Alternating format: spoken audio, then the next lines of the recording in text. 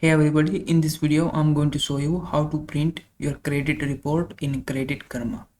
So the process is very easy to do. Just follow the step-by-step guide and you will be able to print your credit report. So the first thing you need to do is just go to the Credit Karma website and log in your account.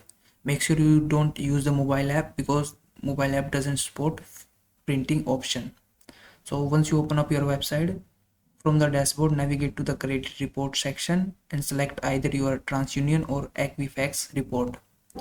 Once in your report, scroll down to view all the sections or navigate to the specific area you want to print.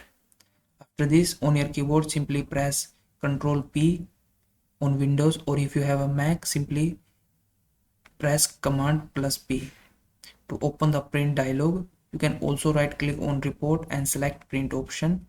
So simply right click and then simply click on this print option and then choose your printer settings, or you can also save it as PDF if you prefer a digital copy, and then review the print preview and ensure all of section of reports are included.